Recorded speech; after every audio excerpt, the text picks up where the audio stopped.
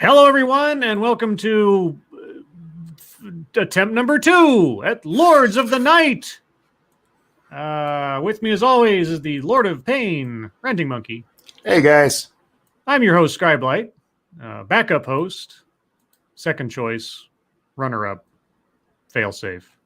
Which you've been quite a few times the last couple of weeks. Yeah, well, it happens. So I guess we'll find out. I might have I can push that thumbnail I made till Friday now because probably Satsu will take tomorrow night. But either way, hello everyone again.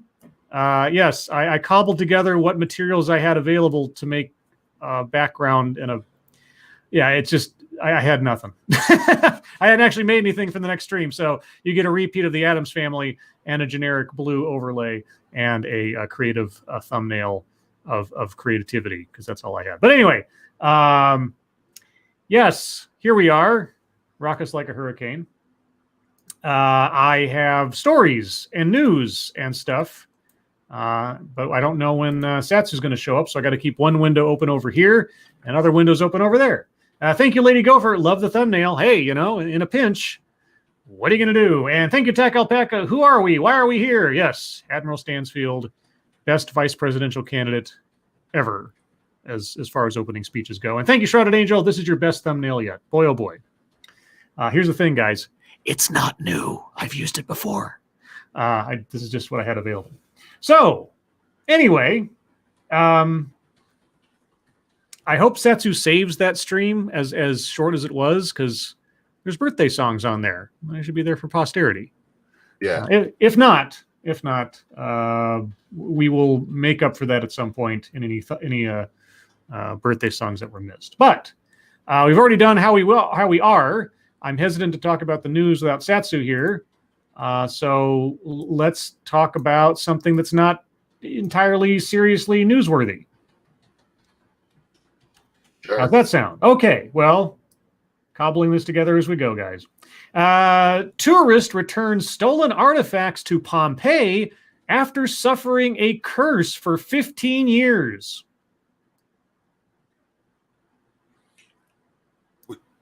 Will that get rid of COVID? I don't know. One can hope, though. And again, this is actually on CNN. This is not the Weekly World News or something. A Canadian woman. Oh, well, there's your first problem. Sorry, Pincalo. Has returned 5 artifacts she took from Pompeii in 2005, saying they have plagued her with bad luck. The woman, identified only as Nicole, sent 2 white mosaic tiles, 2 pieces of amphora vase, maybe a amphora vase, I don't know, and a piece of ceramic wall to the Archaeological Park of Pompeii, along with a letter explaining her decision. Quote, "I wanted to have a piece of history that couldn't be bought," wrote the woman, who said she was young and dumb at the time. Was she also full of something else? Since returning to Canada, she said she has suffered 2 bouts of breast cancer, resulting in a double mastectomy, and her family has also been in financial trouble. Quote, "I took a piece of history captured in a time with so much negative energy attached to it. People died in such a horrible way, and I took tiles related to that kind of destruction," unquote. Nearby Mount Vesuvius erupted in 79 AD, showering Pompeii with hot rock, volcanic ash, and noxious gas, and burying its residents. The woman related how she had given another tile to a friend and told her of the decision to send the artifacts back, but said she doesn't know if the friend will return hers. Quote, "We are good people, and I don't want to pass this curse on to my family, my children, or myself anymore," she wrote. "Please forgive my careless act that I did years ago," unquote. The items were sent back along with letters from the visitors, quote, claiming to have derived only bad luck from taking away the artifacts. Sorry, I skipped I didn't mean to, I skipped a paragraph. Over the years, around 100 visitors have returned small artifacts like mosaic tiles and pieces of plaster that they stole during a visit to Pompeii. The items were all sent back with letters from the visitors claiming to have derived only bad luck. A selection of letters and returned artifacts has been put on display at the Pompeii Antiquarium, she added, noting that while the value of the artifacts was not significant, the letters were interesting from an anthropological perspective. So they have so many stolen artifacts they can actually make its own section in the museum. And so many letters of "my life was ruined by taking these things." Maybe, and I'm just throwing this out there. Being that you're a little fucking thief, you just make bad choices, and that's what's ruined your life. Could be. I don't know. I mean, double breast cancer mastectomy. I don't know if you. All right. Well, that's also just could be random chance as well. It could be as well, but I don't. But let's. I couldn't mark that up to bad choices necessarily. So now, if they were all double breast cancer, then I'd be like, okay, yeah, maybe. But yeah, no, I'm saying most of them just made bad choices in life. Could be, yes. Self-fulfilling prophecy, or just looking for something to blame other than themselves. It was the Pompeii artifacts that did this. Sure it was. Let's see. Still waiting on Satsu. I don't see him. So I will try to pad things out a little longer without getting into the news of the day, but at some point. Let's see. Oh, here we go. Pumpkin weighing 2,350 pounds wins California contest. That's a lot of pumpkin. You know what? I don't really care. I was just like, well, what's an AP? AP's got this section called oddities, just like these weird stories. And I saw that, I was like, wow, that's a big pumpkin. Then that's the story. It's a really big pumpkin. Isn't useful for anything. So there you go.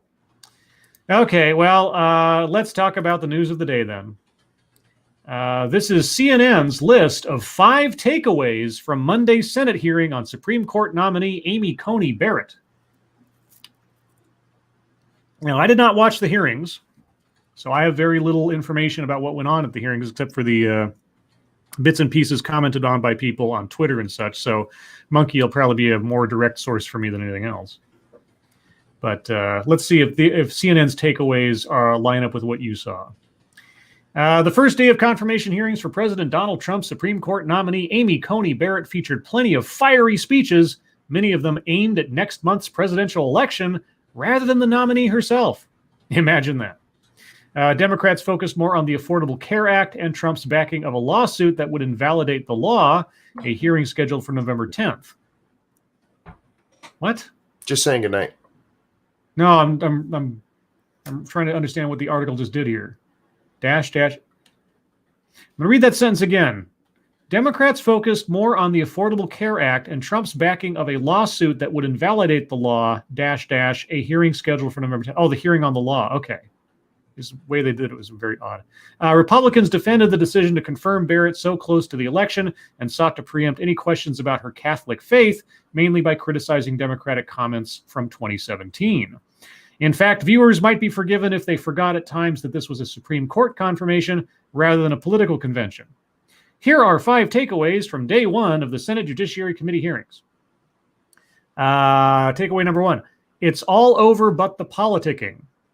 Judiciary Chairman Lindsey Graham acknowledged the elephant in the room at the outset of the 4-day confirmation hearing process. Nobody's mind is on the committee. Nobody's mind on the committee is going to be changed by what transpires in the Senate hearing room. Then why hold the hearing? Why hold the hearings? Well, it's why do it? You know, they honestly don't have to. They could go straight to voting. Yeah, just vote. Get it over with. I mean, everything is going to be pomp, circumstance, dog and pony show. Why bother? Why waste the time?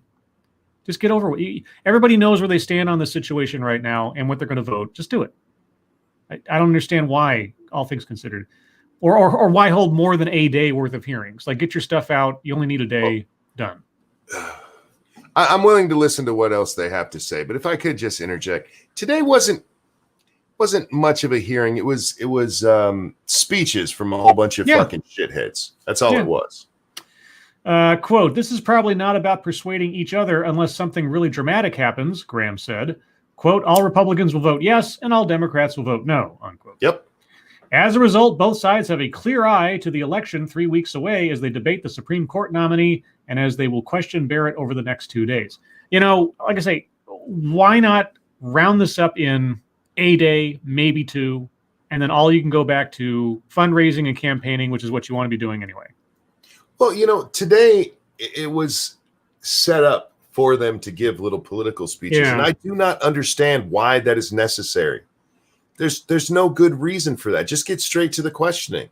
Yeah, it's not. It's just that this is when things like this happen, it's probably about as much national exposure as some of these individual senators are going to get at any one time. And especially if they have any ambitions for later projects or to get noticed or whatever. So they use these as situations that really should be focused on getting business done for the people in order to make a platform for themselves and elevate their faces and names to things and look like they're doing something very dramatic when they're not. And it's completely transparent. It is cynical as hell. It's a waste of everybody's time. And I wish they wouldn't do it. But nothing says they can't. And so they will continue to do so.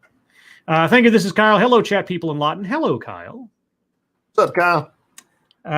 Let's see. Four Republicans on the committee, including Graham, are up for re-election next month, and Senator Kamala Harris of California is the Democratic vice presidential nominee. I'm sure she made the most of it today. Democrats put their clear focus on the threat Obamacare faces when a Republican-led and Trump-backed case to strike it down goes before the Supreme Court just a week after the election. The message that healthcare was at risk for millions of Americans was one that helped Democrats win over voters during the 2018 election and take back the House. Was it? Sure. I voted in the 2018 election for local stuff, but maybe it wasn't me or something. I just don't remember that was like the driving force for things. But then I guess it was. Okay. Thank you, Snubberth. Cry bullying monk. Guilt is their only weapon. No. Well, I don't want. I want to wait until the end of this to give my opinion on the whole thing. All right.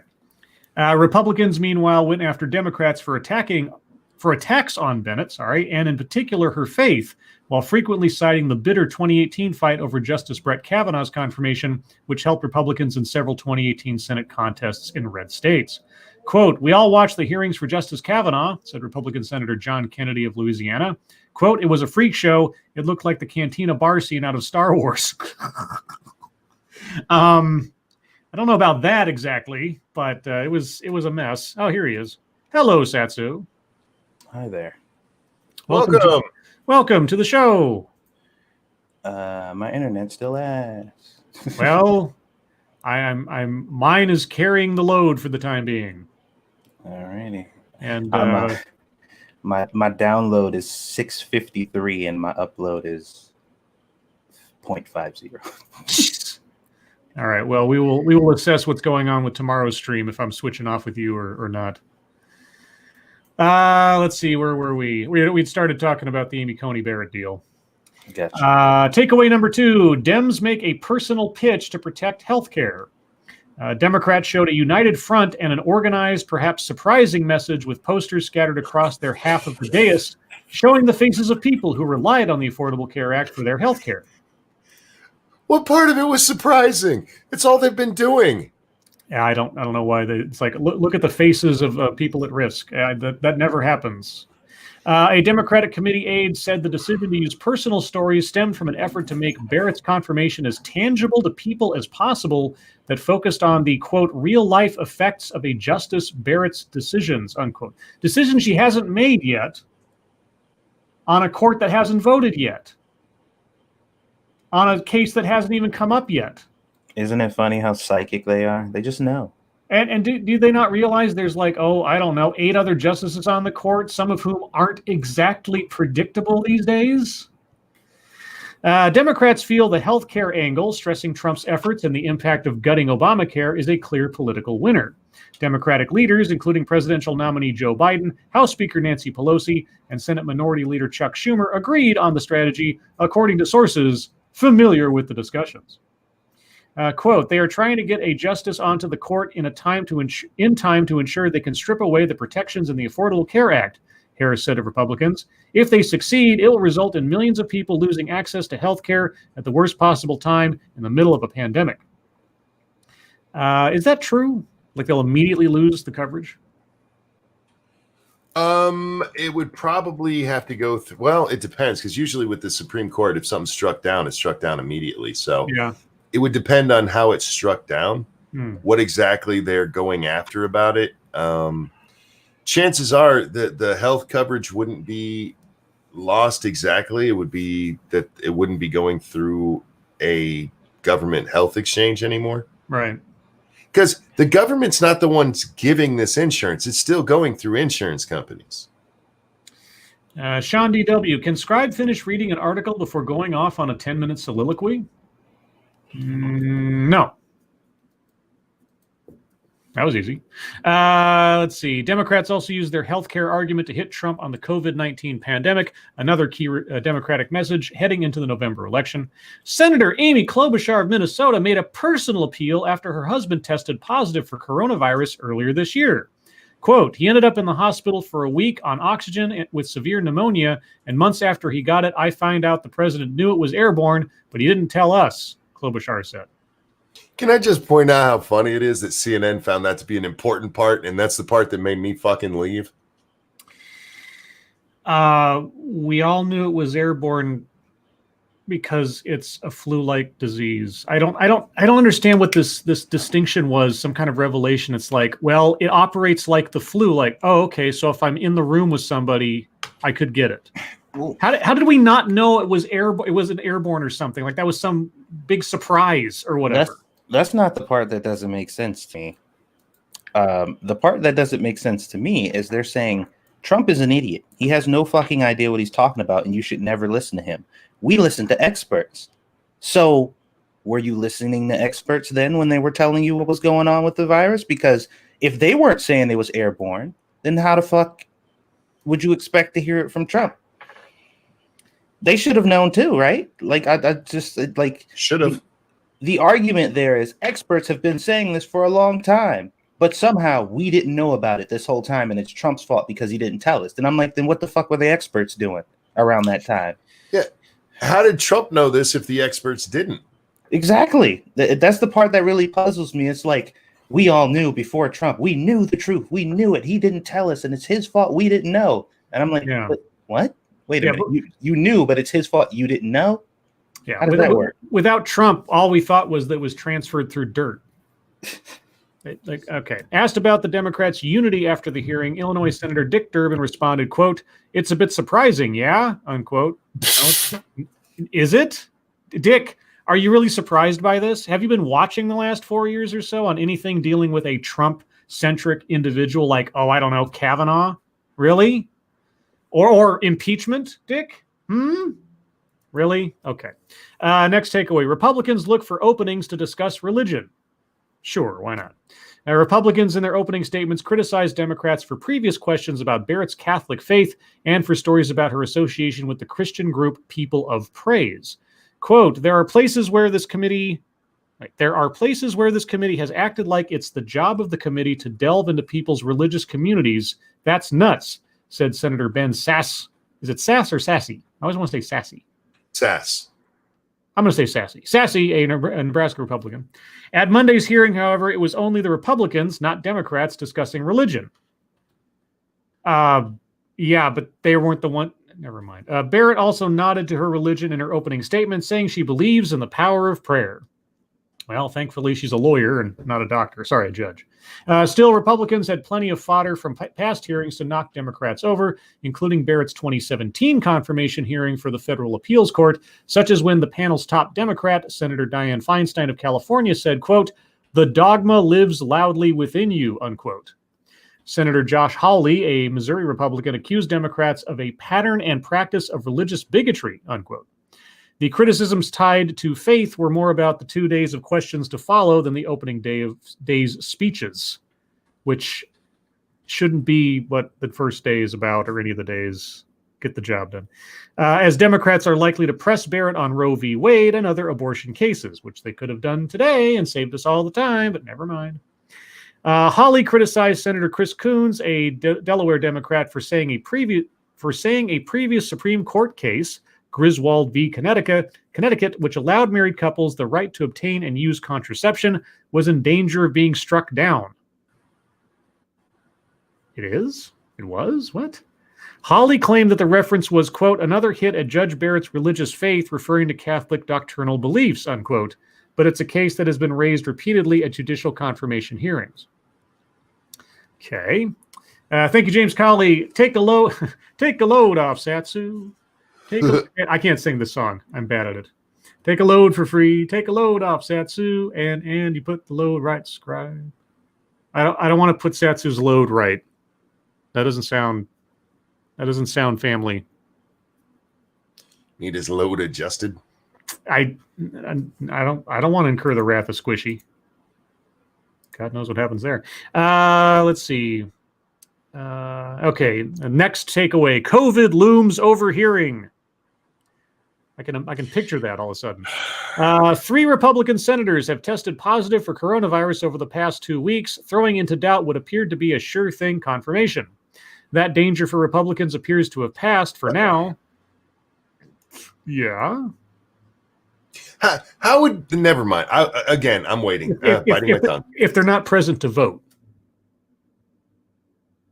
If they're not present to vote, then that would throw the sure thing into doubt. Mm-hmm.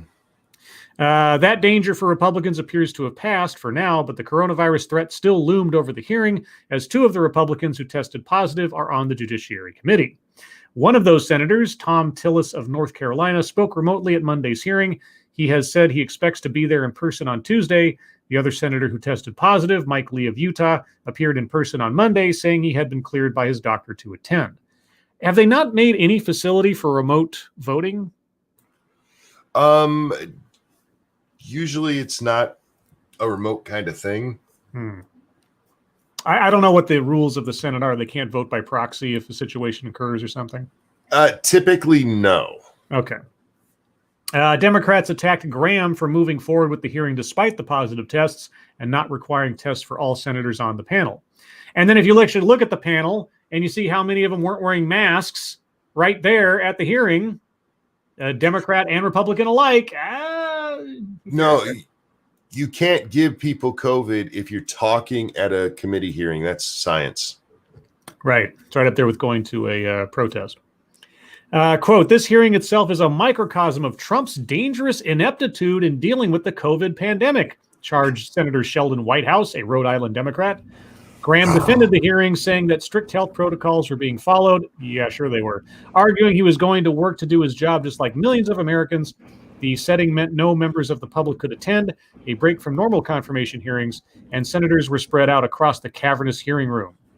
The pandemic-era hearing also meant one other notable distension. Distension. Okay. I was about to read distinction, but all right. Barrett was wearing a black mask throughout the senator's opening statements. Other Supreme Court nominees have needed to keep a straight face while they are often attacked, but Barrett's expressions were masked. So, what that bitch is hiding from us. How dare she have a mask on to hide her face when we're freaking out over people wearing... Okay. Next takeaway, last takeaway. Barrett emphasizes experience with Scalia. Oh, that sounds shady. What kind of experience? Monday's hearing ended with Barrett's own opening statement. The hearing ended with her opening statement. Yep. Isn't that great? Yeah, the person that's... Yeah, okay. Where she discussed clerking for the late Justice Antonin Scalia and what her background would bring to the court, including that she would be the first mother of school-aged children to be a justice, means nothing to me, and the only sitting justice who didn't graduate from Harvard or Yale Law School. Doesn't mean anything to me either, but okay. Barrett generally discussed her legal philosophy, which reflects that of Scalia, her mentor and a conservative anchor of the High Court for years. Quote, the policy decisions and value judgments of government must be made by the political branches elected by and accountable to the people, Barrett said. She also touched on the discussion surrounding her religion at the conclusion of her statement. Quote, I believe in the power of prayer, and it has been uplifting to hear that so many people are praying for me, Barrett said. Monday's hearing was a day of scripted rhetoric with speeches from senators and the nominee. The real action begins Tuesday with questions. And why did we bother doing this at all? I don't know. Senators will each get a half hour to question Barrett on Tuesday and Wednesday. Oh, God. Yeah. With Republicans and Democrats alternating turns. Then they will get another 20 minutes for a second round with 22 senators on the panel. Both days will go into the evening, representing Barrett's toughest test before her confirmation to the High Court. Which is pretty much a foregone conclusion. So why are we bothering with any of this BS? Political theater, of course. Yay! So people like Monkey can be happy. Yeah. All right. Well then, guys, we're going to move on to the wonderful world of MSS News. Before we do, let me comment on this thing because I did watch some of it. You talked about why did we have to do this? There was absolutely no reason for today. None. Cruz gave a very good opening statement, just talking about like, I haven't heard my Democratic colleagues talk about anything to do with Justice Barrett, which they didn't. Not a fucking thing. Her name would come up every now and then, but it was always COVID and Trump. COVID and Trump. The closest we got is the idea that she should recuse herself should anything come up in the election. I'm like, why? She's not involved in it. But otherwise, it was literally just Donald Trump wants to kill people by taking away their medical coverage. And like, oh God. And so I look forward to hearing all about from a whole bunch of senators who aren't doctors asking really stupid questions about COVID tomorrow. Yay. Can't wait. And asking a court nominee about it. Yeah. Not about whether or not she's, going to decide cases based on the Constitution. No. Apparently she's just another Trump puppet. All right. So MSS News. A trumpet. This one comes from Mike R. And then this tab is hiding from me. Come here. You can do it. Sorry, guys. I have to rearrange stuff on my desktop here. Let's see. How black women athletes paved the way for the NBA strike. Well, first off, this is from September 4th, so it's not exactly new. Am I on the right tab? Yep, I'm on the latest. Okay. Wait a minute. Yeah. Did I hear that correctly? I think you did hear it correctly. I don't know if it's correct. Let's find out. Last week, the Milwaukee Bucks shocked the sports world when they decided not to play in their playoff game against the Orlando Magic in protest of the police shooting of Jacob Blake. I haven't heard a whisper about Jacob Blake in a while now, have we? Uh-uh. I wonder why that is. His black lives don't matter no more. Yeah, maybe after they figured out that he was like molesting his fiancée and trying to kidnap his kids and everything. They didn't care. I know. As other pro sports teams joined in the sit-out, it seemed as if the NBA season might come to a dramatic, unforeseen end that could have cost the league millions of dollars. And while the playoffs resumed days later, so there wasn't any threat of anything, there was still a tangible outcome. The league says some of its arenas will be turned into voting locations, and it will form a social justice coalition to help promote voting and advocate for criminal justice reform. What does this have to do with anything? The Wildcat Strike. Wildcat Strike? And that's not Wildcat like in the name of a team. It's just being used as an adjective. The Wildcat Strike was unprecedented for the NBA, but the world of professional basketball is no stranger to protesting for Black lives. Okay. And for years, WNBA players have been at the forefront of those protests, and nobody even cared. No, sorry, I added that last part. Speaking out against police brutality and gun violence. Because, when I need political and social commentary, I go straight to the WNBA. Well, why wouldn't you? I mean, nobody watches it for basketball. It actually worked there for a second because after I said that, I just heard the crickets in the background. It worked perfect. Cricket. Let's move on. This one comes from Mercy of Wits. Let's see. It was a very long 6 minutes. Utah man describes wild encounter with cougar at Provo Canyon. Oh, and there's a picture. That is a scary picture of a scary kitty cat. Let's see. Kyle Burgess was heading back from a trail run at Slate Canyon late Saturday afternoon when he came across 4 creatures on the trail ahead of him. Thank you, Cryptic. Days later, it was literally 1 day. Oh, on the strike? Yeah, exactly. Yeah. Like, oh boy, it was really threatening. Days later, maybe it bled over into 2 days and they could call it a plural. I don't know. Well, that just shows that the WNBA's influence. Nobody cared. All right. Quote, really, I didn't know what they were, and I usually pull my phone out and like, oh, cool, animals, he recalled Monday in an interview with reporters, adding that he's seen all sorts of wildlife near the trail before. Burgess quickly realized they were cougar cubs. Before he could react, the 26-year-old Orem man found himself face-to-face with the cub's mother in a tense encounter he caught on camera. The close encounter happened at about 5 p.m. on a canyon trail in southeast Provo. In a 6-minute video posted to Instagram, Burgess is focused on 2 of the 4 cougar cubs playing as he walks down the canyon. About 10 seconds in, the cub's mother appeared from around a bend in the path and comes towards Burgess. Burgess instantly recognized the potential danger. He backed away, profanely yelling at the cougar to stop following him. At times, the stalking cougar hissed at Burgess, looking as if it was going to lunge at him. No, go away, please go away, Burgess yells at one point during the encounter. Finally, after a little more than 5 minutes of following him as he backed away, Burgess was able to get a hold of a rock and toss it at the animal. The cougar turned around and left.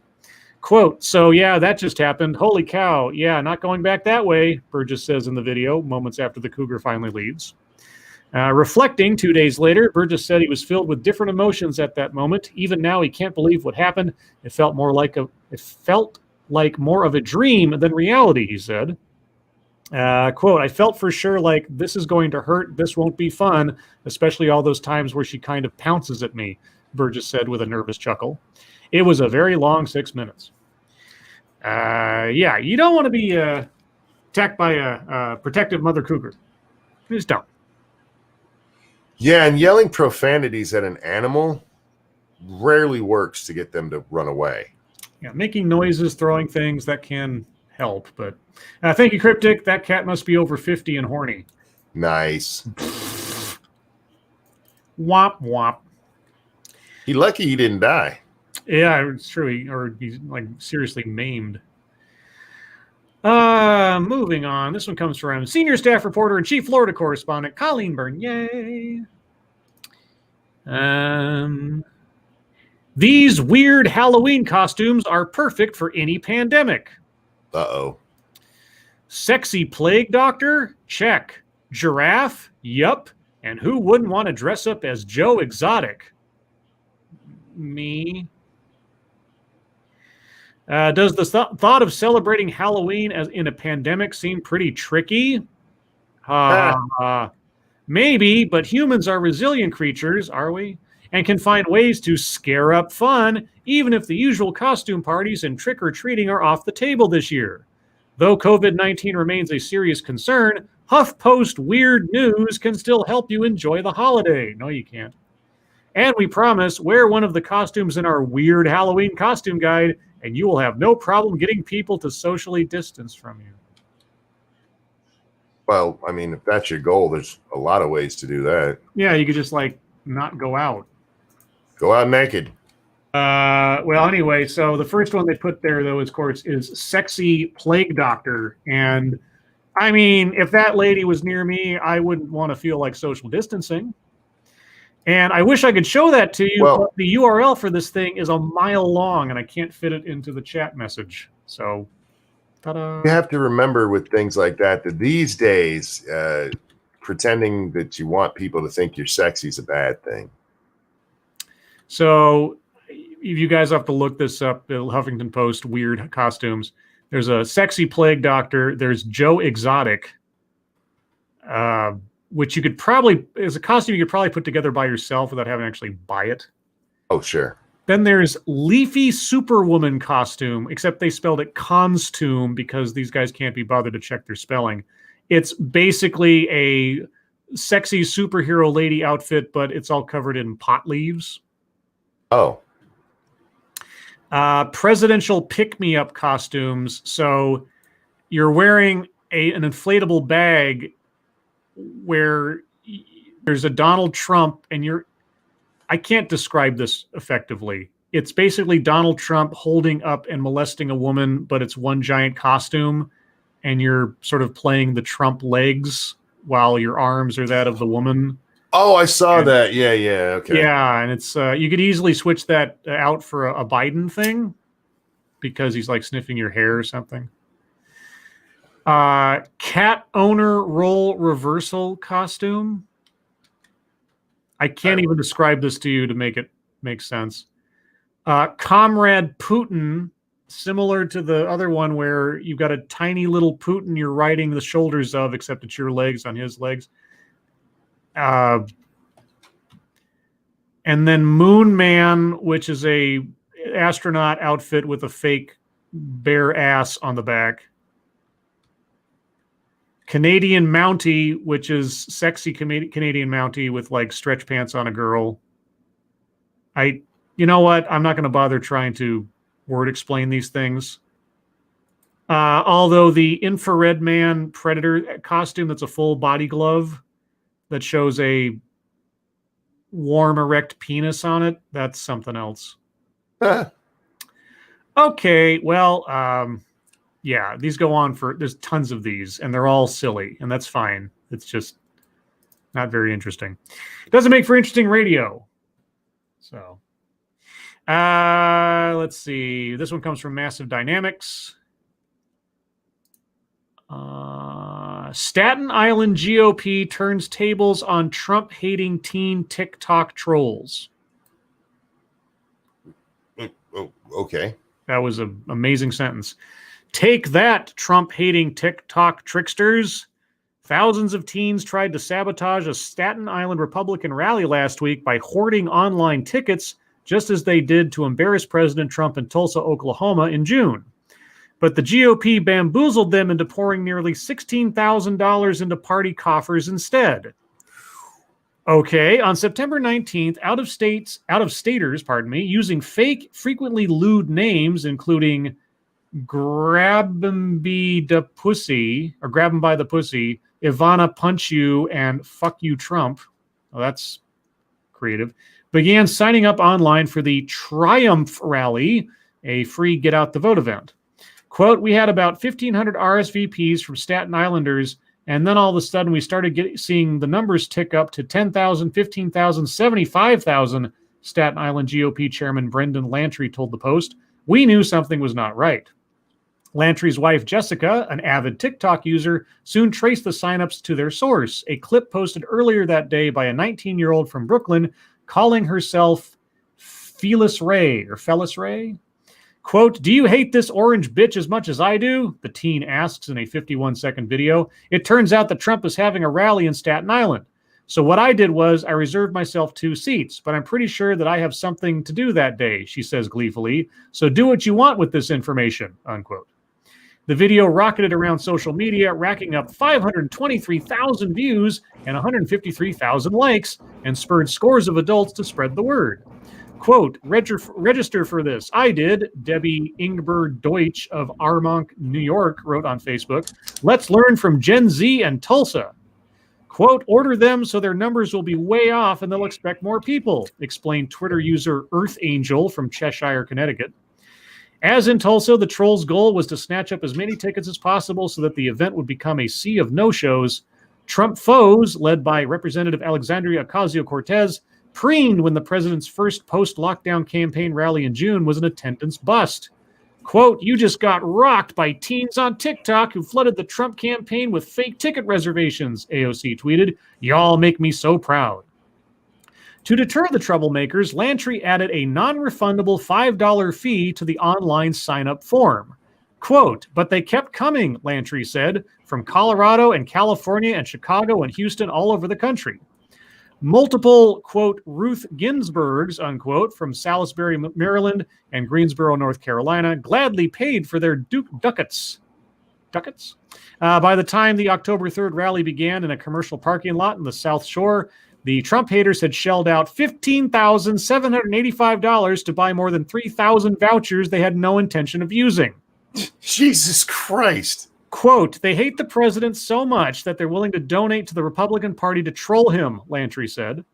And the thousands of Trump-hating no-shows were barely missed. No seats were provided at the open-air rally, and the event drew 2,500 locals who filmed a get-well message for Trump as he recuperated from his bout with COVID-19. Quote, thank you, progressives, for helping us put on a successful rally, Lantry said. Wow. That's hilarious. What a bunch of fucking idiots. even like, and this is the tripped out part, all the way down to the quotes. When you were reading this, I swear to God, we heard something almost exactly like this happen before. And I remember it wasn't the Trump thing, because initially the way the story started out is like, I think the story that we read before was like, it was like something framed like the Republicans set up something fake on purpose to get them to try to do that so they can collect the money. And we was like, oh, that seems kind of shady, like that was illegal or whatever. But then it turns out that no, it was like these fucking idiots. And that quote, or that person who was like, you know, I got something else to do or something like that, I swear I had heard that before. I'm just like, dude, they can't even be creative, man. So stupid, just pouring money into their pockets. Haha, showed you guys, like, you funded our event, you fucking idiots. Thanks. Let's see. This one comes from senior corner correspondent, Frosted Glass. I had two to choose from. This is the one I chose. We'll find out if it was worthwhile. Probably not. Cancel culture turned on me. Why am I defending it? Because you're an idiot? I know what it feels like to be canceled. It's a shame I wouldn't wish on anyone else. But hey, shit happens. And it happened to me a hard few years ago. Wait, sorry. I read that wrong. But it's even worse if I read it correct. But hey, shit happens, and it happened to me hard a few years ago. Okay, I guess that makes sense. All right. When I dared to write something not so flattering about Beyonce's Lemonade album in a HuffPost essay. Do tell. Anyone who has offered an unglowing review of Taylor Swift's latest album in a national publication or on social media might know the drill. It wasn't my first time on the chopping block for having terrible taste in everything. In the earlier days of social media, I was put on blast by rabid stans after I dissed NCIS and Adam Lambert in print. Hey, dude, I got an idea for you. Why don't you say something that's going to cause people to call you a racist, a sexist, a rape apologist, something like that. Then talk about actually being canceled. Just saying. I think you got off light. But the Bay Hive took it up a million notches. They went after my job, my reputation, and my blood. I fielded death threats and calls for my unemployment by people who had never met me. Someone even found a group photo with me and a few friends, all white, online, and posted it on Twitter with the caption, "See, he hates black people." Okay, I take it back. People are stupid. I did what any self-respecting journalist... Sorry, what? Wow. What's that? I did what any self-respecting journalist with far better things to do would have done. I quit Twitter and never went back. Retreat. That's the best thing to do. I've been canceled a number of times since then for this and this and this, and he's got hyperlinks to something. Each time I thought it was just a few angry emails on Facebook, but according to friends who still tweet, I was trending again. Nobody likes to be the pariah. But here I am, still living, still breathing, still writing. Well, you're a lucky one, aren't you? Cancel culture tried to take me down and failed, and to show there are no hard feelings, here I am, about to defend it. That's not you not showing hard feelings, that's you being a hypocrite. But okay, during one of my cancellations, someone gave me some advice. Don't sweat the small stuff or the small minds. You realize that you're putting yourself in that category when you come back around to defend the thing that you... Okay. If I'm pissing off people, then I'm doing a good job. No, that's not necessarily true. Thank you, Pinkal the Driving Ape Man. Bayhive, canceled by Beyonce stans. Apparently he was. Dude, go out there and write that the Nazis were right. You'll piss off a whole bunch of us, and you will absolutely not be doing the right thing. And here's a tip, self-respecting journalist. When you're quoting someone to separate your thoughts from someone else's, you put quote marks around it. So let me read it as he should have written it.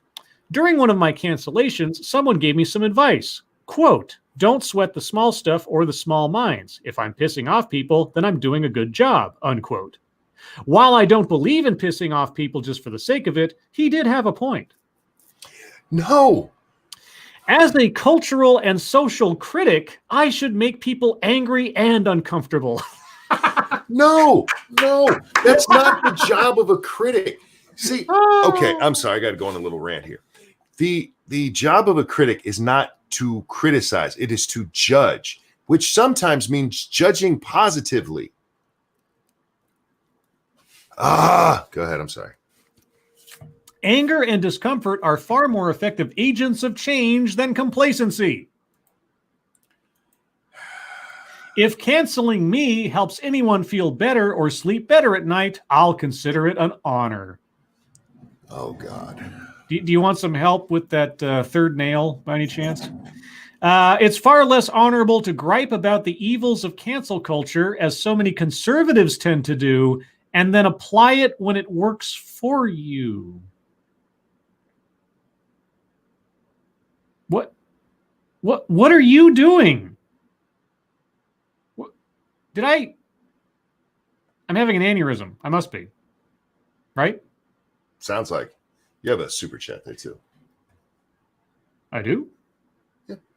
From who? Pinkalo? The one I already read? Oh, did you get that one? Yes.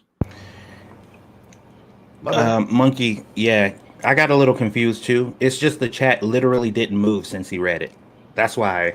Gotcha. Okay. Yeah, nobody said anything since then. That's why. Well, if that's not a sign that I need to move on, I don't know what is. So with that, we're going to move on, guys, to the wonderful world of YouTube time. Thank you guys so much for all the stories. Sorry I didn't get to them all. We're running on a slightly truncated schedule tonight. YouTube time. I'll go first because why not? Well, I started working on the next theme for my night doing Lords of the Night. I've basically been looking through like movies from different years and thinking, is that an iconic enough movie that I could do something with? And I found something, looks pretty fancy, and I'll use that.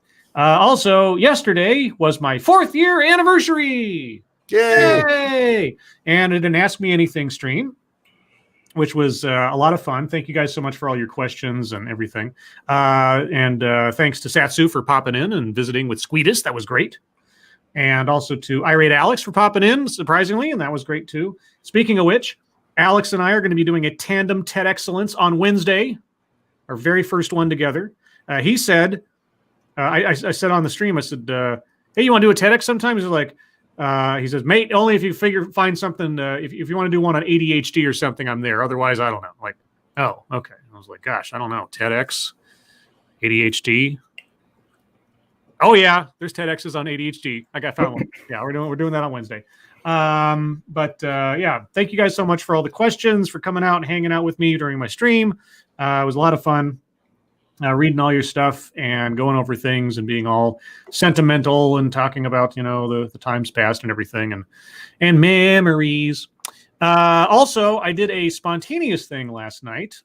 Colin Kaepernick has started releasing, or at least I should say Kaepernick Publications or something through Medium, has started releasing a series of 30 essays on the abolition of police and prisons.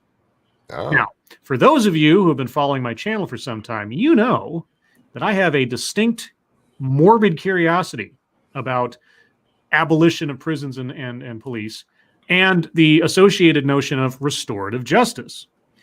So I read out the first essay by Colin Kaepernick on this subject, and I plan to read more, probably on the off days where I'm not doing TEDx's or just hosting Lords of the Night. I won't probably do all 30, but just those that pop into my mind as interesting ones to read, because I am curious, as I always am, to know what exactly are the alternatives in proposal for police and or prisons. Tell me, oh, tell me true. What do you do with a Derek Chauvin if there's no prison? Just want to know. Or a Dylan Roof, or anybody else who you would probably not want to have out on the street if you're a civilized person to begin with, but certainly because of the situation surrounding that person on the other side of the argument. So, I'll be looking at those periodically as time goes on. Thank you, Jeanette E. Hellis. Cancellation usually only works if you have a business, i.e. the makeup community. I mean, it depends. I mean, if you're employed somewhere and you get canceled and someone decides to go after your job, you can get fired, even if it's not your own business.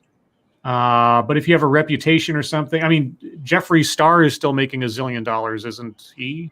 She? Yeah. And so are all the other ones, and they've been canceled how many times? You can succeed using controversy, even if you're on the short end of the stick, depending on the circumstances.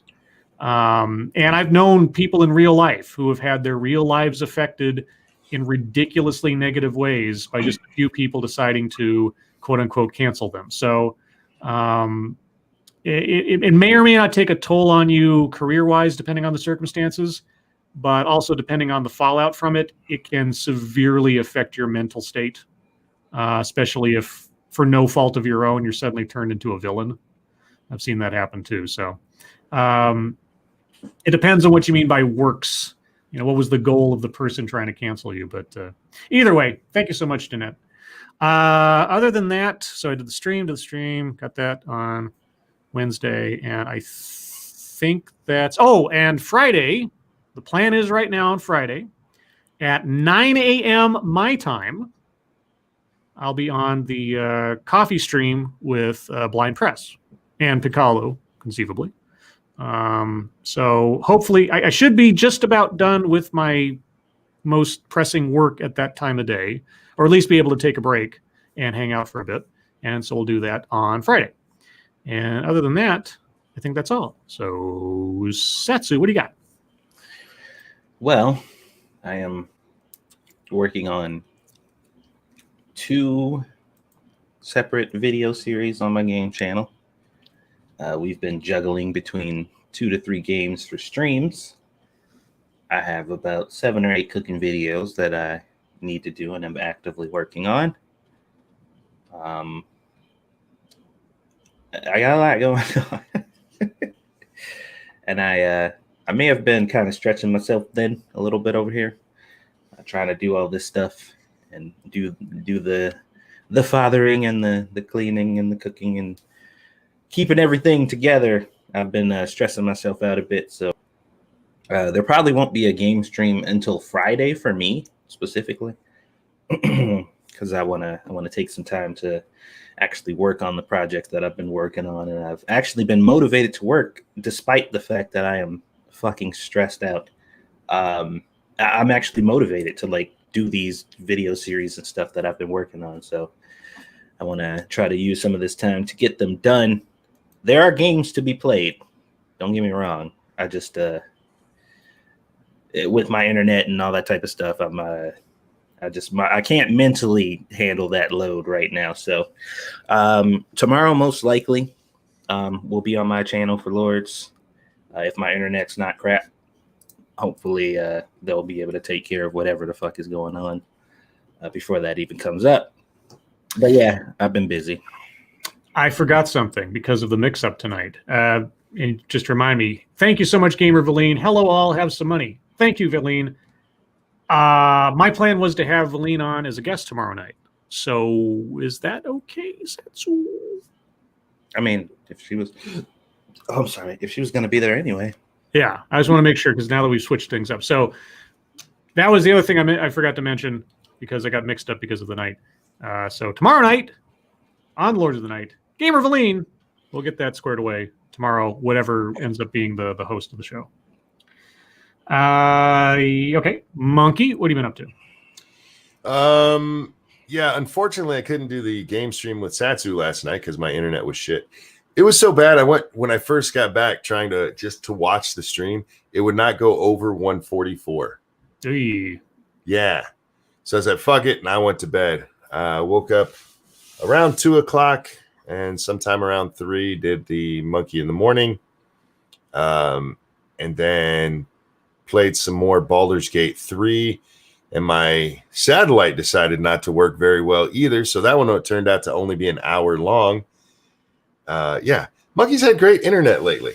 So, yeah, I haven't done, too much at all. So. All right. Well, we'll move on then to the wonderful world of fucketry. I don't think I have a whole lot, so I'll try to run through it fairly quickly. A lot of Joe Biden today. Let's see.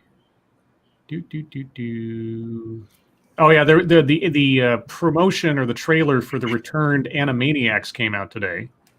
Oh yeah, I did see something about that.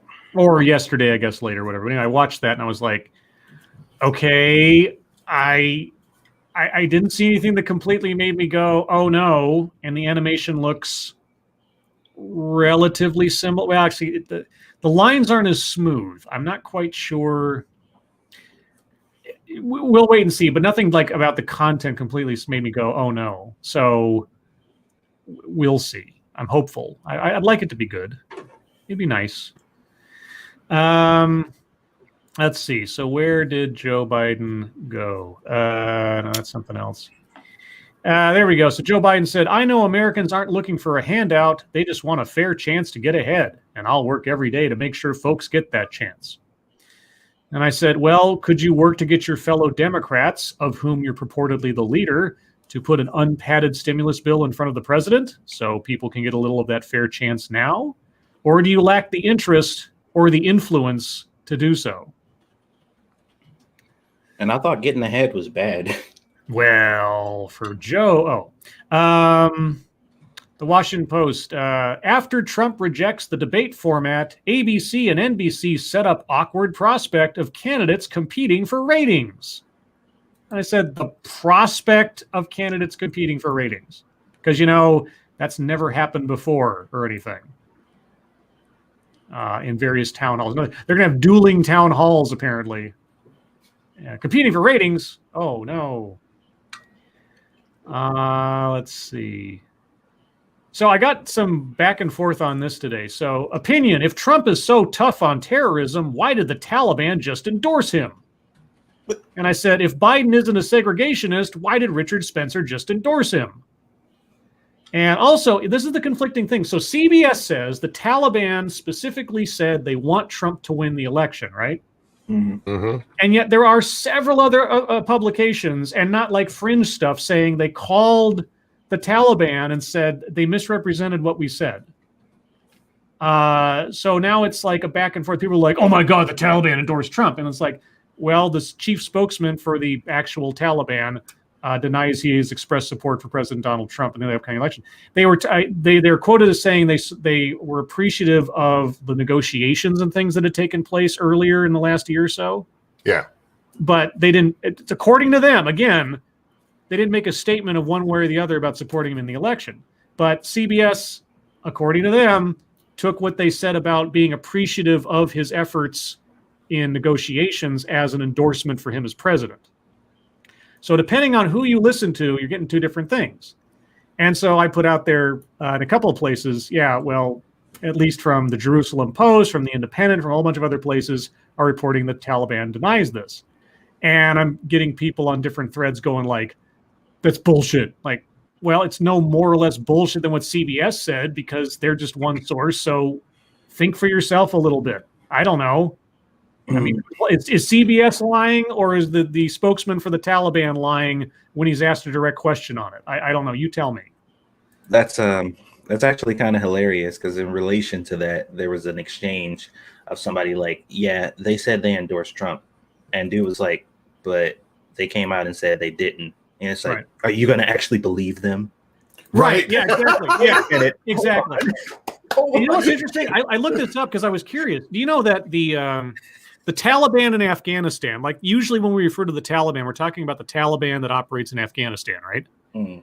You know that they are not actually listed as a terrorist organization? I didn't know this until I looked it up today because it's kind of like, are they actually officially a terrorist organization?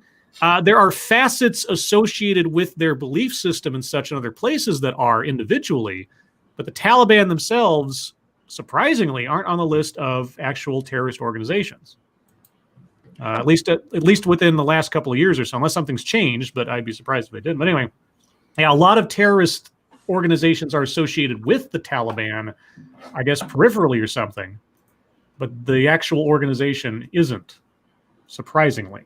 Anyway, NPR says Senator Kamala Harris, Democrat of California, called on the Senate to hold off on confirming Amy Coney Barrett to the U.S. Supreme Court, quote, until after Americans decide who they want in the White House, unquote. And I said, they did that in 2016, Kamala Harris. Tell me again who has been rejecting the results of an election. Mm-hmm. Also, there was a piece of video of Joe Biden announcing that he's running for Senate. And this was This was filmed apparently just today or within the last 24 hours. Did you guys see the full clip? I only saw the 7 or 8 second bit where he says, I'm running for Senate. Yeah, it was if you watch the full thing, I'm not convinced that that's exactly what he meant. I think he messed up what he was saying, and he like mixed 2 sentences together, because I watched the full thing and I'm like, it doesn't sound like that's what he was saying. You guys will have to watch it and judge for yourselves. But yeah, I think he got his thoughts crossed, it looked like to me, and was talking about 2 separate topics at the same time. Okay. Because the next sentence, actually, if you put them both together, you're like, oh, I think I get what he was trying to say there. Okay. Well, even in his first one, I don't think he thought he was running for the Senate, but right. He said this before. He said the words, but I was just like, once I saw the full thing, I'm like, oh, well, I don't know. Okay. Let's see. Slate had this today. Barrett has established who she is. A shameless careerist who believes nobody can stop her. Wow. And I said, so a driven and successful woman in the law? Huh. I seem to recall similar descriptions of one Ruth Bader Ginsburg not too long ago.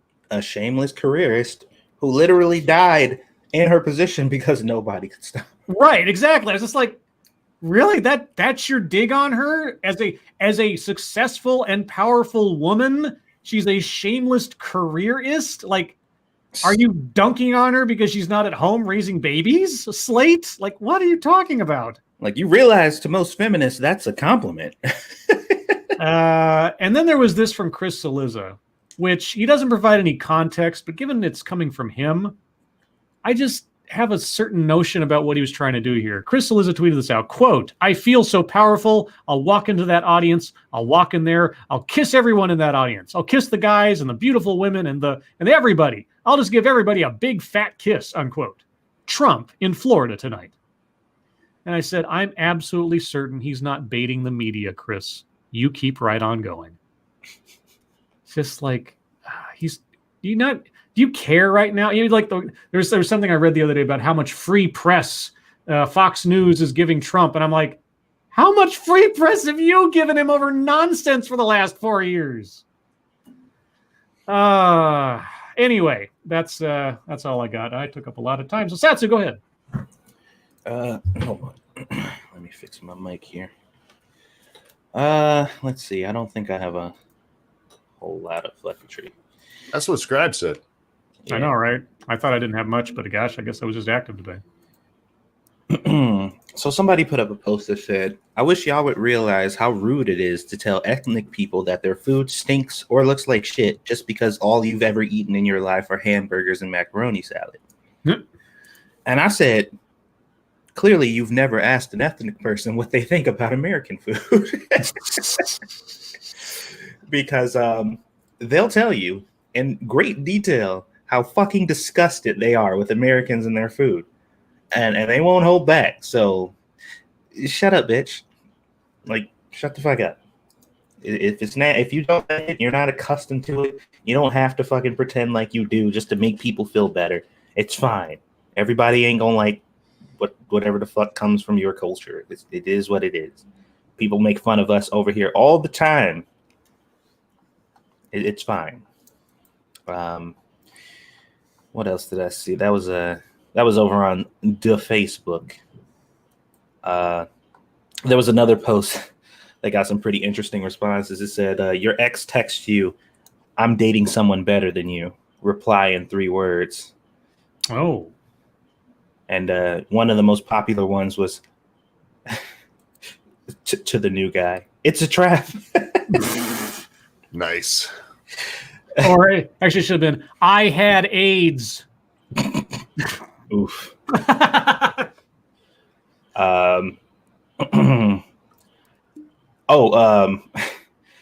a lot of people apparently in this feed don't know what 3 is because it's like full ass paragraph. This is what I would say. I'm like, 3 words, guys. All right. 3 words. Did we talk about the white people slammed for opening the ancient Egyptian mummy thing? I know I tweeted out about it at one point. I don't know that we actually talked about it on the show. We didn't. Okay. Well, just to give you guys a quick summary, some people were digging up the ancient Egyptian remains. They were doing like a little dig or whatever, and they took a whole bunch of pictures showing it. And people went the fuck off on both Facebook and Twitter about how white people need to stop fucking destroying people's cultures and digging shit up and fucking stuff up. And white people are horrible, disgusting, and there's no stopping the horrible white people. Yep. But the group of people who dug this up were Egyptian. They were Egyptian, and this led to the most awkward, confusing conversation I've ever had on Facebook. Really? That's saying something. It was very weird. So the response was, that's awesome. Maybe they'll stop fucking up shit. Because I said, my response to this was, openly shitting on white people has become so ingrained in society that stuff like this unironically happens almost daily. And he said, it's awesome. Maybe they'll stop fucking up shit. And I'm like, you didn't read it, did you? And they said, no. And I said, okay. And they said, okay, I read it. My statement still stands. And I'm like, but they weren't white. And he was like, yes, they were Egyptian. My statement still stands. And I'm like, it's awesome that white people get shit on openly because it'll stop Egyptians from fucking up shit. And he said, no, it'll stop white people. Just like killing black men is justified by blacks killing blacks in Chicago. And I said, what the fuck are you talking about? Wow. Wow. That's a jump. And I said, are we having the same conversation? He says, yep. And I said, I was like, are you sure? Because we're talking about Egyptians digging up Egyptian remains. And he was like, no, I'm sure. I'm just blaming white people for other people's actions. And I said, okay, then I'll see myself out now. Thank you, Pincalo. These are the same people screaming about Gal Gadot. Yeah, it really is. It's like, she can't play Cleopatra. Like, she can. And again, why is that guy playing Hamilton? Are we really going to be complaining about this now? The Cleopatra one's even worse because Cleopatra wasn't Arab. Right. Yeah, she was Macedonian, Greek, or something, or a mixture thereof. So yeah. So as far as like historically accurate's concerned, she's fine.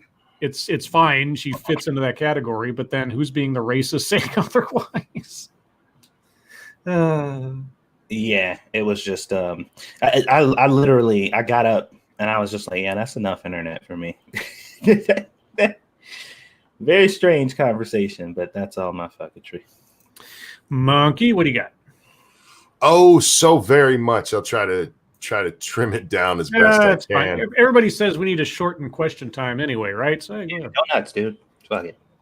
I'm trying to find that first one today. There was one, this word salad that popped up on my screen from the New York Times. And it was so ridiculously bad. Where the fuck did it go? Oh. You sound like a whiny baby. I am, because this one was you've got to hear this shit. All right, I got to go back to my profile. All right. And go to the tweets and replies, which means I got a whole lot more shit to scroll through. Okay. Damn it. I don't like scrolling through more shit. While we're waiting. I thought of a joke actually while we're waiting. Oh, go ahead. Here's a joke. Okay. Hey, what do you see on the billboard for a German faith healer? What? Okay, I'll say it one more time just for those in the cheap seats. Or I should say, what slogan do you see on the billboard for a German faith healer? What? We have ways of making you walk. Oh my God. You need help, sir. I thought of that in the shower this morning. You are a strange individual. Thank you, Gamer Valine. Macedon was a Greek state. The Ptolemy dynasty. Cleopatra hailed from the hailed from stems from the conquest of Alexander the Great, but Ptolemy was a general. Thank you, Gamer Valine. I know I learned some of this peripherally in past documentaries and stuff, but I haven't paid attention to Egyptian history for quite some time. Okay, here it is. Are straight people okay? And other questions about love and sexuality. This is a quote from this article. In the pressure to partner with the opposite gender, we find the extortions of capitalism, the misogyny of violence against women, the racist, xenophobic erasure of non-white families, and homophobic hatreds. I need to cleanse my mental palate with a birthday song. Cool, but I read that, I'm like, what in the fuck are you even talking about? That sounds... there was I actually forgot to do it on my fucketry. There was a tweet today from TEDx. A single tweet sounded like an entire TEDx talk condensed down to one nonsensical statement. But it is Skylar's birthday. Skylar's birthday, and around here we do this. This one's for you, and a 1, and a 2. Happy birthday to you. Happy birthday. Happy birthday to you. I hope you had a good one. Happy birthday, dear Skylar. Scribe is mentally deficient. Happy birthday to you. Happy birthday, Skylar. I hope you have a good one. Mm. Oh, let's see. Akila obviously has a GoFundMe. To pay off her legal fees. Yes. To pay off what she owes Sargon, which, by the way, she more than got in the first day of her GoFundMe being up. Right. She needed $30,000. She needed $38,912. She's raised $44,526. Right. A fool and their money are soon parted. Is it just me? Well, I'm on my game account, so I can't exactly drop the link properly, but I'll drop the link in here. You guys will have to copy and paste it. The way she describes this. Wait, you don't have wait, hold on. Your gaming account doesn't have a wrench? Not on this channel. Put something in the I just did. Chat. It's taken sweet time to show up. I just put the link there. No, in the stream chat, the show chat, like the chat where the chat people are. Okay, it's not. I don't see it. That's bizarre. Here, try that. There it is. That? Okay, yeah, I see that. I don't know why I didn't see anything else. Okay. Maybe it won't let me even post the link on the other. There you go. Give it a shot. There you go. The reason I'm posting that is because the languages she uses is just amazing. This alleged, she keeps putting alleged in quotes, an alleged white supremacist used my content. And this Trump appointed judge decided in his favor. It is just, she is lucky she can't be sued again for it. Mm-hmm. And I just asked her, okay, if you think it was such a travesty, why don't you appeal instead of just giving Sargon his money? She hasn't answered me yet. These people never answer me. This one, Scott Dworkin, that fucking little troll. He tweeted out, Senator Hirono wore an RBG mask to the Barrett hearing today. Amazing. Oh, wow. That takes some heavy lifting, doesn't it? The fuck is amazing about that? Nothing. Thank you. He literally tore off an old woman's face and wore it? Yes. Pretty amazing. It was a Halloween mask? It was a full-fledged... My favorite part of this, though, is in the comments to my tweet. Somebody said, well, at least she wore a mask, not like anyone else. So I tweeted them the part of her actually giving her opening statement where she's not wearing a mask. Because none of them do when they're doing that part. Let's see. Resolute Germ says she tried appealing and she was denied. I wonder why that happened. Because she was stupid. Cory Booker, during his opening statement, came up there and told us that the American people need to decide. I just reminded him they did. I don't think he's going to listen to me. They never listen to me either. Yeah. Um, I got to say, Corey's the biggest disappointment of the last political cycle to me. I really thought that he would be something else when he ran for president. Given his personal history, given there's a great documentary out there about his running for mayor of Newark, called Street Fight. And he is that documentary, and again, his personal story. The guy ran into a burning building to save people. I mean, he seemed like could have been a really great figure in politics. Yes, and especially running for president. And I even thought, like in the last election, I thought Hillary Clinton might be wise to take him on as vice presidential pick. Oh, she would have been. Yeah. I mean, as far as not only the demographic stuff and all that, of course, which would be their considerations, but just his personality and his passion, if nothing else. And then he makes it into the primaries, and I'm just like, Corey, where the hell are you? Yeah, he can be a very charismatic speaker, and that did not come through at all. No, and the times leading up to it and everything, him doing his Spartacus deal and all that, I was like, dude, what happened to you?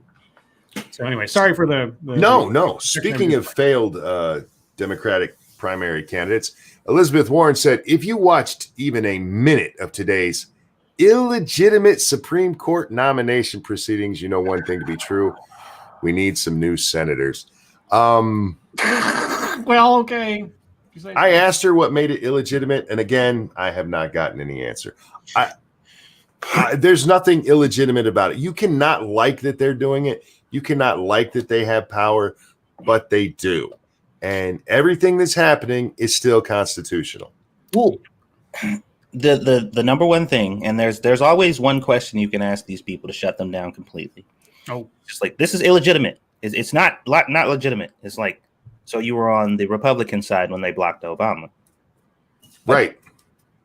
And they just, well, that was different. No. And I've had that argument, and what they'll say is that it was different because there was more time.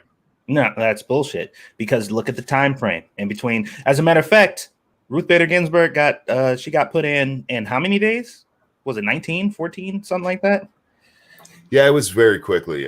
Yeah, exactly. So the argument as far as time is concerned is completely irrelevant. Their answer has to be yes. We were with the Republicans when they tried to block Obama. If it's not yes, then you're just a hypocrite. Period. Yep. And you know what? There's a lot of hypocrisy on both sides. Of course. For me, the Republicans blocking and now not blocking, the Democrats complaining about it and now not complaining. Yeah, there are no harps or halos either side of the deal here. Mm-hmm. Well, here's the thing: on both sides, they're being hypocrites. And all I care about is what's right and legal. Frankly, yeah, exactly, legal, and they're doing their job. Real quick, thank you, Gamer Valine. It was different because Obama had hit term limit. Again. Not a valid response. If the Democrats had been in power in the Senate, Garland would have got in. It would have been fine. Yeah, he was president though. Like he was president, so yeah, he still had the power to nominate. Yeah. Joseph Biden today came out. Man, maybe this was yesterday. I'm not exactly sure when this one came out, but he came out and said that when he was first coming into the Senate, Kennedy's office helped him hire all the people for his office. What, Ted Kennedy, I'm assuming? Yeah. Okay. Except it wasn't Kennedy.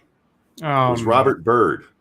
Oh, no. And so there's people out there, he confused Kennedy with Byrd. I don't think he confused Kennedy with Byrd at all.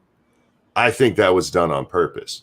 Because reminding people that you used to hang out with a Klansman, not a good idea. Mm-hmm. Ben Shapiro retweeted something that Brianna Wu tweeted out. And it reminded me I've been blocked by Brianna Wu. Okay. Ever since her campaign failed and she was allowed to block people again, she blocked me for reminding people that she thinks you can throw rocks from the moon to the earth. No, technically you could. You can't. Anything you could pick up on the moon and throw to us would be burned up in the atmosphere. She specifically warned that they could pick those up and throw them at cities and destroy them. Oh, okay. Well, they could make it to the Earth, not necessarily like They'd land be on dust. Earth. Sure, but I mean they'd make it in a form. There was some early voting in Georgia today, and they had some problems with it. And somebody put up this video, which I'm going to drop in chat because you can watch it. And if you watch it, it's like, holy shit, that is a long line until you realize how much space is in that line. But they called it voter suppression. This is voter suppression. It's not. There were some problems with one of the machines at one of the places, and it ended up opening like an hour late. But here's the thing. It's early voting. You can come back another day. Mm-hmm. There was just some problems with the thing, and get the fuck over it. And then my favorite from today, I'm going to end on this one just because it's wonderful. It's fucking wonderful. Jim Acosta. Jim Acosta was at the Trump rally today. Let's get this real fast. Thank you, Johnny Hellcat. That was a while technically true, Scribe. Yeah, that's true. That is true. While technically true. Well, technically true. Jim Acosta, and he got upset, as he often does, because some of the Trump people were chanting that the press was garbage. What was the exact wording? I want to make sure I get this right. I don't want to misquote Mr. Acosta because be better than him. Be better. He is a wonderful person. They were chanting that CNN sucks and that the media sucks. Well, as P Dog Knight has told us in the chat. Hi, P Dog. And hey, P Dog, how you doing? And Jim Acosta, he said these words, and I quote, "You know what also sucks?" And I'm going to leave it at that because he goes on to talk about COVID. But you know what also sucks? What also sucks, which means Jim Acosta, who works for CNN, was saying that the press sucks, or CNN sucks specifically. Yeah. You know what also sucks? I'm like, oh, Jim, I could hug you right now. That's great. That's because great. You, Jim, you. It was wonderful to see him up there whining like that and to make that accidental admission. Yeah. But with that, I'm going to stop. And actually, I'm going to step away for just a minute. I'll be right back. Okay. Well, everyone, it is the bottom of the hour. It's your time. If you have questions, comments, concerns, complaints, conspiracy theories, if you have things that suck along with CNN and the press writ large, put them in the chat now. If you have questions for us directly, please put plenty of chat marks after those so we know it's for us. If you have statements for us to consider, please put plenty of statement marks after those for the same reason. If you have no idea what I'm talking about, ask your friendly neighborhood chat partner and they will explain it to you because it's technically part of stream lore, which we're big on here, stream lore. We love stream lore. We love stream lore, especially when it's like dug up from a zillion years ago and put into a comic book by Grizilla. And I'm like, oh yeah, I remember that. That's great. That's great. I was even able to, I was actually very happy with myself. I was able to use a meatloaf meme in a tweet today. Now, I know Satsu won't get the reference if I made the reference, but let me find it here. I'll wait for Monkey to get back and then I'll. Well, I know of the meatloaf conversation. I just wasn't there. Yeah, well, it deals with a particular song of his, so. Gotcha. Let's see. Keeverdam, thoughts on Roberta McCain's death? That was an old lady, 108 years old. Mother of John McCain.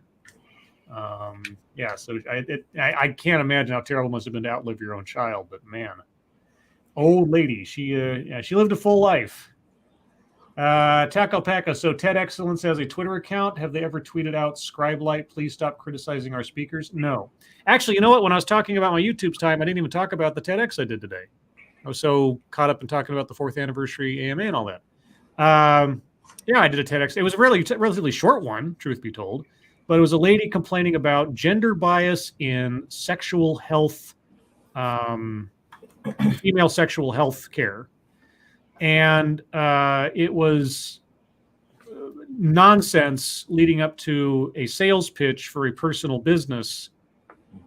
And I mean, I'm not even an expert on like healthcare or anything, but she kept going off and like, oh, women to doctors are invisible. They'll go to doctors with complaints about a loss of libido.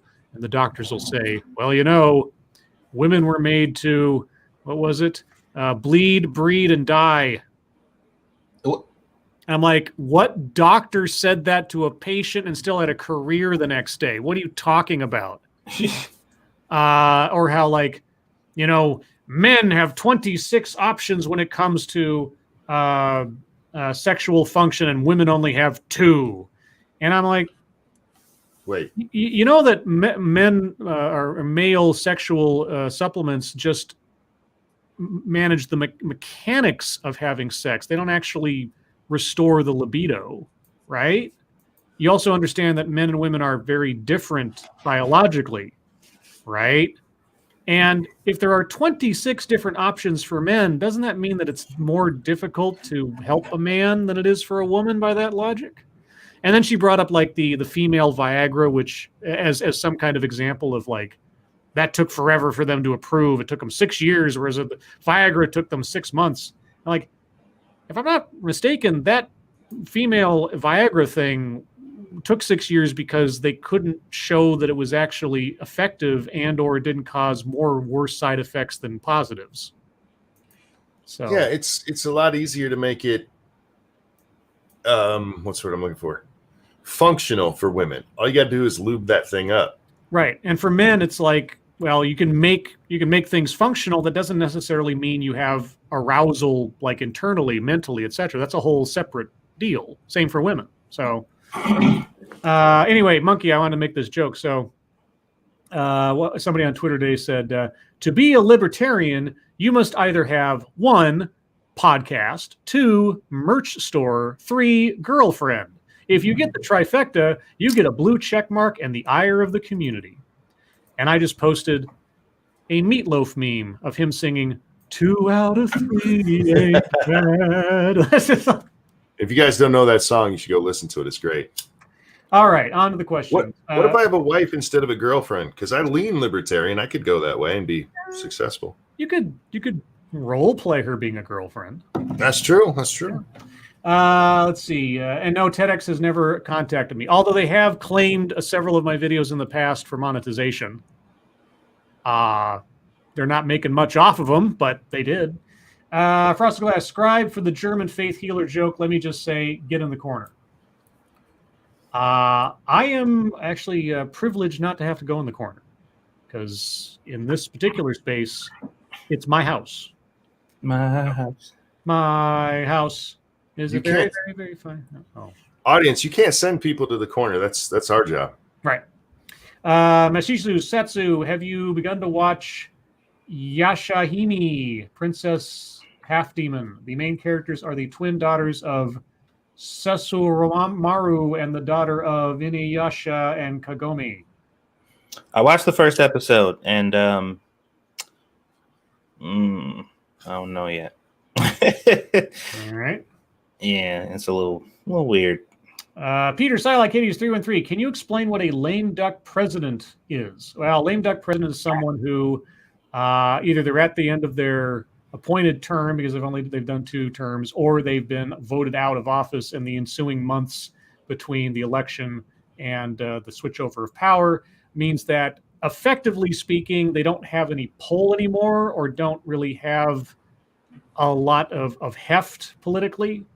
And so it's not that they've suddenly lost the powers of the president, but there's also not a lot of leverage remaining for them to try to change people's minds or get legislation put through. It mostly just means that they don't face the voters anymore. There's that too. Yeah. Thank you, Johnny Hellcat. Honey, we're getting a divorce. I have the libertarian game to win.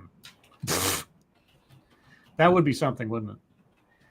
Let's see. Raul Aguilar, Scribe Light Meatloaf graduated from my high school. Well, there you go. Are you as famous as Meatloaf? I could be. Oh, you? Oh, yeah, I guess you could be. Motto Winter, oh lords, would you all try a grilled leg of goat seasoned with 7 herbs and seasonings? I think it means 7 herbs and spices. A side of bacon chips, bacon made into chips. Yeah, I got that. And a Punisher skull-shaped mug of peach tea. I would have that meal put in front of me just to get that mug. Because I've got a Punisher COVID mask. I've got a ring with like the Punisher symbol all around it. I'd go for it for the mug only. I don't know if I'd eat all the food, but the mug definitely. You guys? I said no while you were reading it because it said goat. Oh, you don't like goat? I'm not. Like beef, chicken, pork. All right. And tuna from a can. A can. Okay, Satsu? Sure, I'll try it. All right. Let's see. And then chat jumped. So if I missed your question, do it again. Dr. No, Scribe Light, when COVID is over, will you go lifting? Like weightlifting? I do weightlifting at home. I don't have like a full gym or something, but I've got some hand weights and a barbell that I use occasionally just to, stuff. So I already am. Like heavy lifting, probably not. I don't really care for that stuff. And I've got one of my shoulders many years ago got like completely dislocated. And so I can't put too much weight on it because it'll happen again because it's happened in the past. It's not fun. Let's see. Attack Alpaca, who said you guys should shorten question time? I love question time. Well, you've had people say just, will it down to 15 minutes and keep doing fucking tree and stuff. So we've had one person say it, and also a person we were told that another person said it who denied it. Yeah. And honestly, in the realm of like reliable sources in the media, that's good enough for me. The night that it was said, somebody did agree with it, and I forget who. Yeah. Motto Winter, oh lords, jellies or jellies? Spelled different ways. I don't know. J or G, I don't even know if those are different things, but no. I don't know. I'll just say no. No. Let's see. Mashisu says Satsu episode 2 of Yashahime is already out already. Yashahime, yeah. Yeah, I know. I saw it pop up. I gotta watch anime and stuff at strategic times. Actually, maybe what I'll do, because I've been talking about test running this, doing a live stream anime part. Well, not a stream. It'll be a anime watch party, but it won't be a stream. Right. It won't be live. So maybe I'll watch episode 2 of that and test it out. Well, in that vein, Understatement says, Satsu, I'm still setting up my Twitter, but I'm still game for the anime watch along. Also, I agree about the Inuyasha sequel. I need a few more episodes to tell. It's just, it seems very. There's a lot that happened in between what was supposed to have happened in the previous seasons to this new one. And there's so many just kind of gaps. Most of the time, I'm just like, what the fuck? Who the fuck is? Wait a minute. How did this? Okay. That was the whole watching the first episode. It was just like, what the? Andrew Joyner, sure this has been asked, but what is up with Satsu's avatar? I think I've explained this before. Yeah. I have a blood pact with the Negromancer to keep my melanin.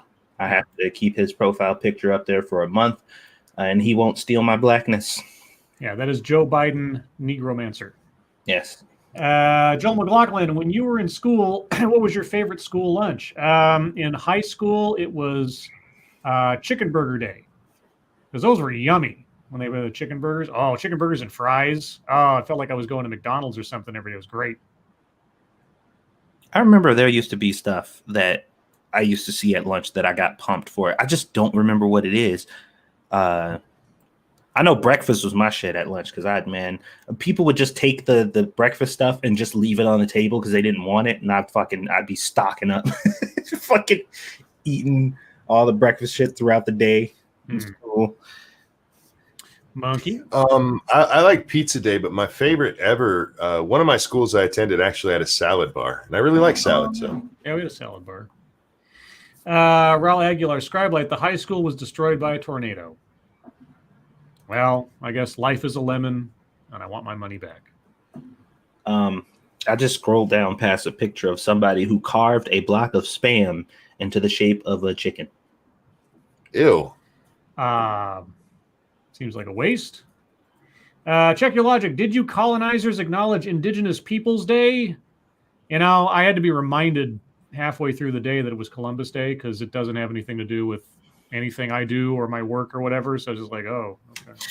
I actually forgot to mention this, but what I did do this morning, just for kicks, is everybody who put up posts like, we don't celebrate Columbus Day or whatever. I'm like, so you didn't take the day off. I put that on a whole bunch of people's posts, and some people laughed, others got upset, and some people, one dude was like, touche.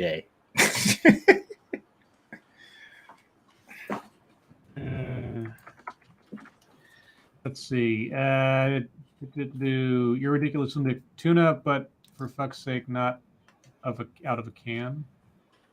Okay. I like it from a can. Leave me alone. Yeah, monkey's weird. Let's see. Andrew. Somebody's talking to Andrew Joyner. Sorry. Understatement. Ranting Monkey Games.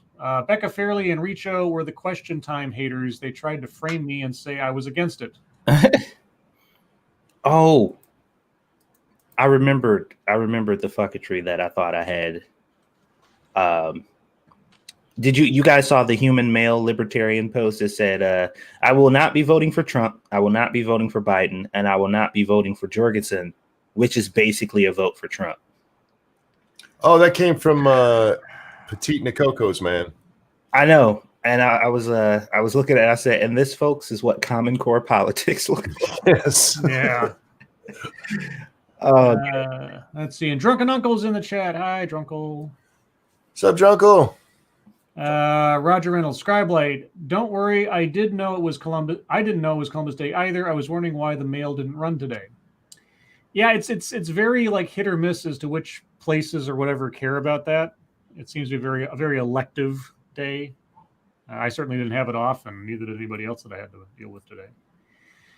Let's see. Mono Winter Scribe Light. No, I meant 7 herbs and seasonings. I know what you said, but you should have said 7 herbs and spices. Because it's he was saying what you said was stupid. Right. Seasoned with seasonings. It's like that. It's redundant. It's Pyrus Creed's birthday. Pyrus Creed, it's your birthday around here. We do this. This one's for you. And a 1 and a 2. Happy birthday to you. Oh, hi, Satan. Happy birthday to you. How you been, man? Pretty good. Happy birthday to Pyrus Creed. Okay, you can leave now. Happy birthday to you. Happy birthday, sir. Hope you've been having a good one. Peter Silek, 313. I said I think it should be 15 minutes a few months ago. I don't mind 30 minutes. I just prefer hearing you guys banter when you were just shooting the shit. Well, you know, maybe at the new year we'll switch things up. Who knows? Like I said, ask questions that get us talking. There's times we get into questions that we end up missing like half a question time. Yeah, because we be shooting that shit. Or maybe we should have a 15-minute shoot the shit section. Well, we've kind of done that with Deep Topic, and it just if somebody doesn't have something to talk about, then it just falls apart. Formerly Rod Line, thanks so much. I can't stand Keith Olbermann. That is all. I'm really, I used to really like Olbermann, like back in the Bush era. He was like I said this on the AMA stream. His willingness to go after the people who I was being told were untouchable in politics at that time, and do so in most cases, not all cases, in most cases, in a reasonable and intelligent way, even if it was animated, was an inspiration for me later on as things evolved into my YouTube channel. He has gone completely off the deep end over the last several years. I still appreciate him for what he meant as far as my sort of political awakening after 9/11 and everything else around that time. But yeah, I don't know. Keith is. I think he should stick to sports because when he starts getting to politics lately, he sounds like an absolute lunatic. Let's see. Pirates Creed. If Squeedus was a pie, what type of pie would she be? Cutie pie. Yeah, there you go. That's a good answer. Cutie pie. I mean, that's the obvious answer. Decode. What's the deal with all the people with furry/animal avatars that watch these streams? Or, hold on, a squeaky pie. Squeaky pie. That's also true. What's the deal? I don't know. Why don't you ask them? Because you're in the same room with them. Yeah. And they are with you. Guys, what's the deal with you? And then they'll answer. Some Namnyon Nation, the format is sacred. Well, it is sacred to a certain extent, but it is up for amendment if we agree. You know, right. I mean, it wasn't always the case that we switched off reading MSS News depending on who was hosting the night. It was usually just me, and then that kind of changed, which I'm appreciative of because sometimes I just can't read that much. Well, after enough shaming, I figured, you know. Yeah. Let's see. Dr. No, Ranting Monkey Games, will you own a tiger?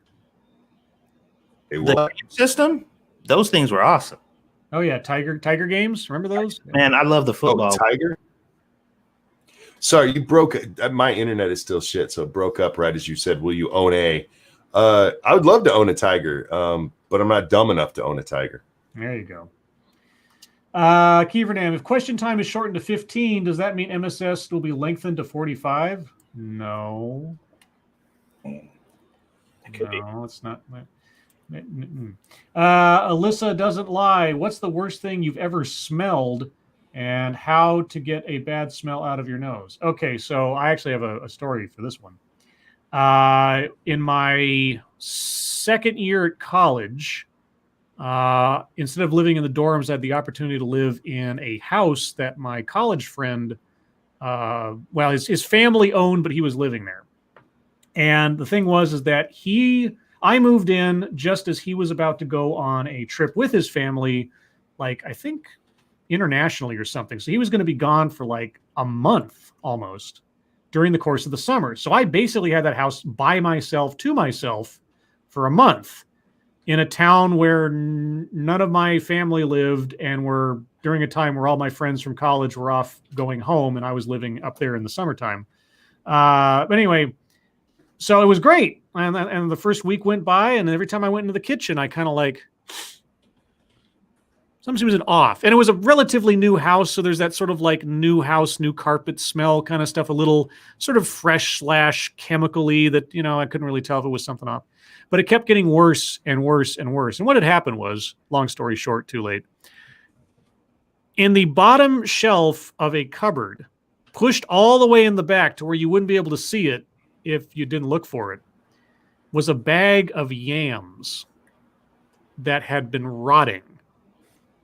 And they had burst on the day that I saw this black liquid leaking out from the cupboard. And it was the most putrid, disgusting smell I had ever smelled to that point in my life. It was absolutely horrible. I don't know how to describe it other than it's just immediately retch-inducing. And I plugged my nose up with earplugs. And tried to get the smell out. I rubbed rubbing alcohol on my upper lip to try to like kill the smell that was even coming through the earplugs as I dragged that giant bag of yams out, took it away, and then had to mop up all the yuck. And it was disgusting. Terrible. That's my story.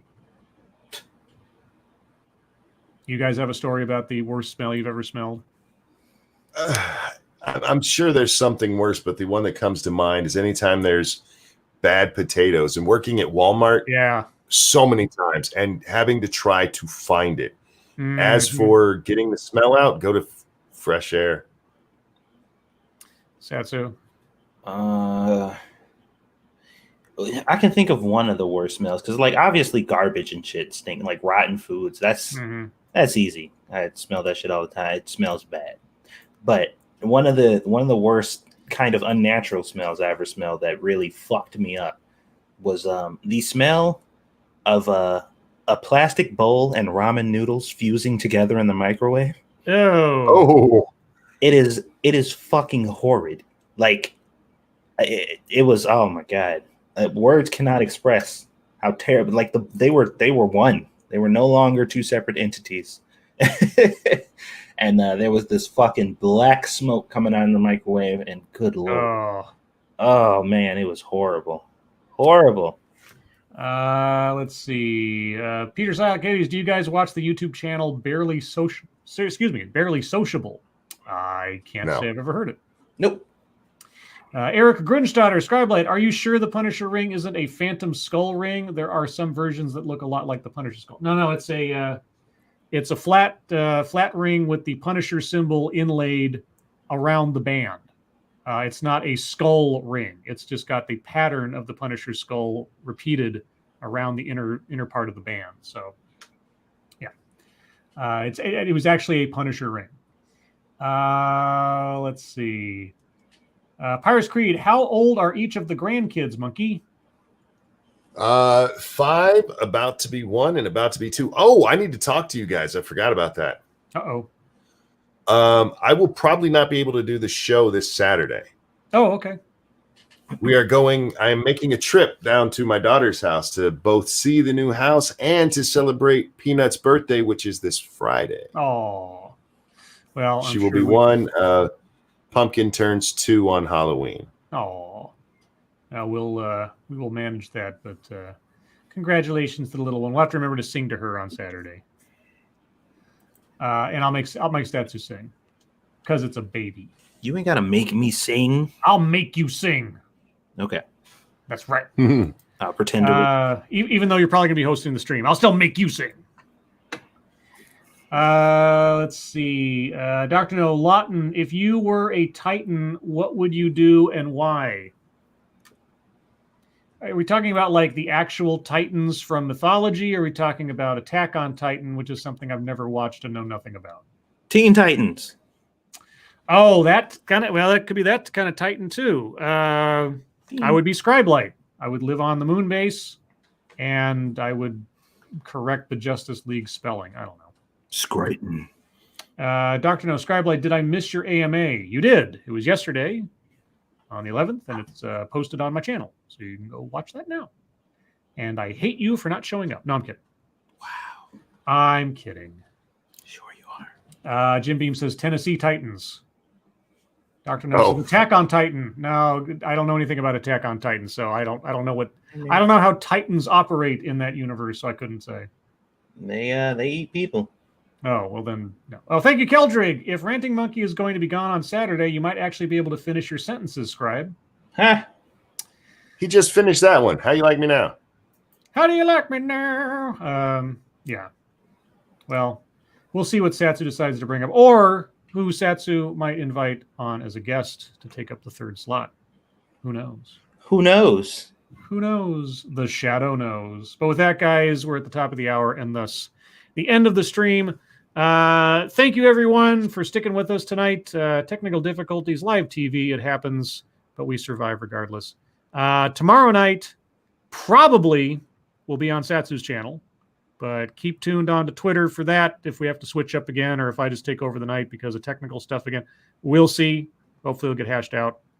Are you guys gaming after this? I assume not because of internet, but I don't know. I don't know. My internet looks fine now, but okay. I still don't feel like it. Okay. Well, don't expect any gaming tonight over on 2 Cents Plus then, guys. Also, Blind Press is streaming right now, so if you need some more Lords of the Night and Associates goodness, you can go over to Blind Press's channel. Watch that. I will be on the coffee stream on Blind Press's channel on Friday around 9 a.m. Pacific time. Granted that work does not somehow intervene, which is hopefully not going to be the case, but I will let you know if that changes. And tomorrow night, we should be, like I say, on Satsu's channel with Gamer Valine as our guest. Anything else, guys, before we go? Thanks for watching, everyone. Yes. Have a wonderful night, everyone. Yep. Thanks everyone for doing a channel crawl with us as we got everything hashed out earlier.